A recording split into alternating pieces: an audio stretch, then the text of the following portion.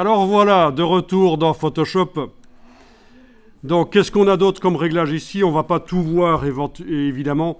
Ah oui, ça c'est le réglage de l'interlignage, qui ne servira pas dans le cas d'un titre comme on a ici. Quoique des titres, on peut les mettre sur deux lignes, c'est pas un problème. Hein. Mais voilà, c'est plutôt rare quand on va mettre le titre sur deux lignes. Sinon, il faudrait prendre l'outil texte, se mettre en face du mot ici, la touche retour chariot sur le clavier, ça vous dit rien quand je vous parle du retour chariot, vous avez l'impression que je vous parle de l'agriculture. C'est la grosse touche ici, la touche retour chariot. C'est Enter, absolument pas, vous verrez quand vous êtes dans InDesign, Enter c'est la touche en bas à droite sur le clavier. Ça c'est la touche Carriage Return, retour chariot en français.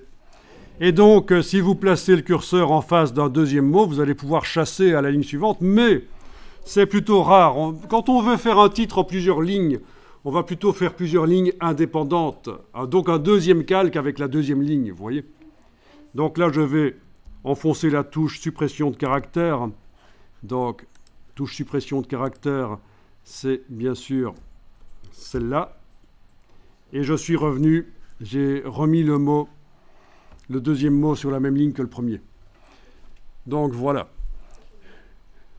Tout ça pour dire que l'interlignage ici ne vous servira pas parce que si vous voulez deux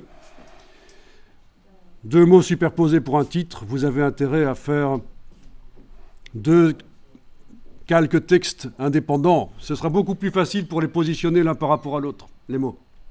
Avec l'outil de déplacement, tout simplement, la dimension, tout ça, ce sera beaucoup plus facile. Ce sera un bon exercice après d'ailleurs.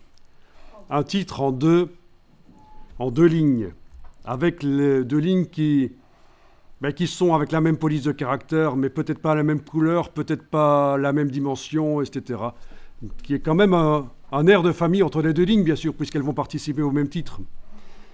Alors, ce que je vais vous montrer ici, voyons un peu la suite. Oui, ceci, agrandir, étirer le caractère dans un sens ou l'autre, il faut absolument éviter. Ah oui, il faut éviter de déformer les caractères, parce que ce n'est pas très apprécié dans le monde du graphisme, ce n'est pas très sérieux.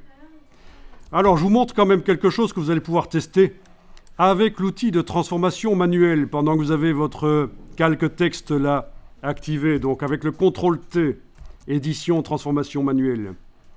Si vous enfoncez la touche Shift, la touche majuscule, pendant que vous redimensionnez, vous allez pouvoir écraser dans un sens ou l'autre.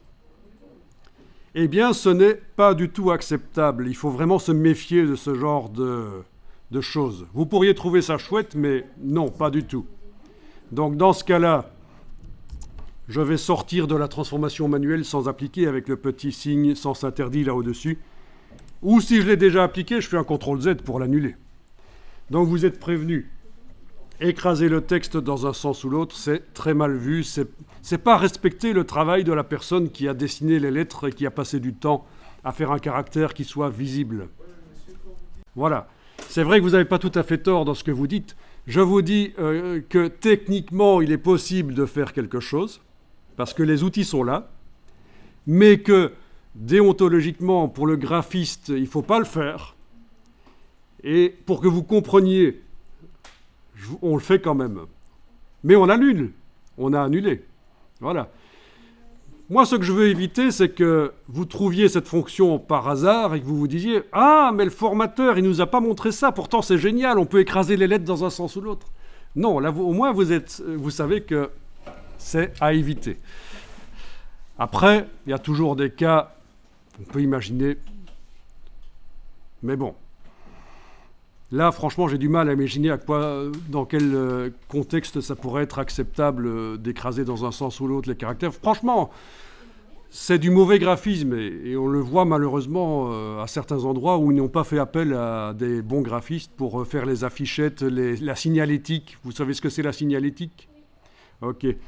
Donc, voilà. Alors, la signalétique, c'est tout ce qui est panneau pour diriger les gens dans les aéroports, dans les musées. C'est la signalétique. La signalétique, voilà. C'est tout ça. Ça, c'est de la signalétique. Et donc, il y a de la mauvaise signalétique.